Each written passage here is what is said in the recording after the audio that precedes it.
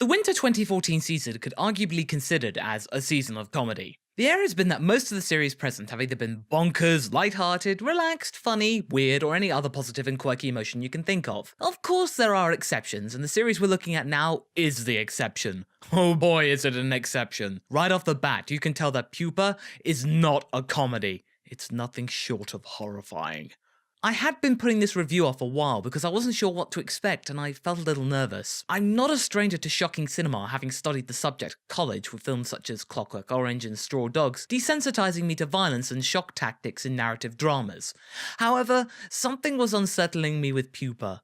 The very notion that this show isn't a 20, 10, or even 7-minute anime makes you suspect something. It's only 3 minutes long per episode. 4 if you count the credits. The story itself is about 2 siblings named Yume and Utsutsu. Up to now, their lives have been horrible, coming from a broken home, an abusive, nigh-on sadistic father, and a jaded mother who seems to have a desire to kill Yume, sensing the demon inside of her, which becomes apparent in this first outing. From all the old proverbs, we know that butterflies seem to be the center of calamity, flap of a butterfly's wings and all that, and the one in this show denotes the spreading of a virus known as Pupa. Hence the title of the show. As a result, Yume turns into a bloodthirsty monster and ends up eating her brother. It's okay though, he has extra lives. He contracted the virus too, and he can regenerate. From that day, in order to stop her from becoming a hideous creature, she needs to feast on her brother to satisfy her hunger. I guess there is such thing as a free lunch. Forgive my flippancy here.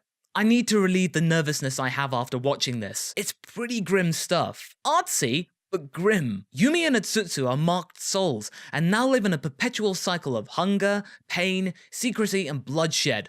Oh, the bloodshed. You soon realize that the pair are now the playthings of a witch named Maria, who is keen on experimenting on creatures and people. It becomes clear she's a nutcase. Most people in this show are nutcases. Seriously, this is not a show for the faint of heart.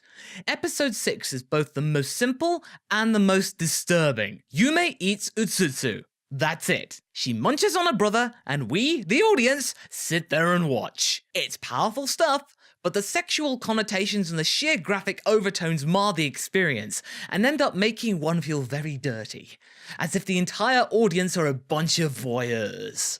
Pupa is a creation of Sayaka Mogi, and was a manga series which ran from 2011 for 2 years, and animated by Studio Dean, a stalwart of the anime world with a strong pedigree, but have recently fallen on rough times with fewer memorable titles being released, the last one of note being Is This a Zombie? The manga is far more intense, and there's more of it, so it's clear that the 3-minute length is justified. Only 2 Japanese TV stations are broadcasting it, and even then it's censored to the hilt. This short length scuppers the build-up and establishment of the story. It's broken up too much, meaning the pacing is rushed. There's only so much you can do with 3 minutes of screen time. Then again, it can be a strong tool to ram home some memorable content. Each episode has a moment that makes you stop and stare in horrified silence. Short anime are not rare creatures, but you feel that Pupa wasn't intended to be so short in length per outing. It's a stumbling block, but it's one that doesn't ruin it entirely. In all, this story is pure horror. It's twisted, wrong, traumatic, and messed up, but it's seriously striking. It does its job in sticking itself in your head and not budging. You're not gonna forget this show in a hurry. It does have a noteworthy artistic flair about it, with multiple symbolic plot elements, as well as creative camera angles and visual cues. But most of that will be lost by the sheer gore that lays before you. If you don't like violence,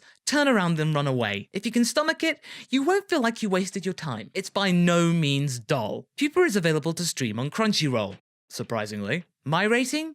Caution. It's good, but most will be scarred for life. Beware when watching this. If you like what you heard, please visit my Patreon campaign to help grow Anifile at patreon.com/MarsicoX.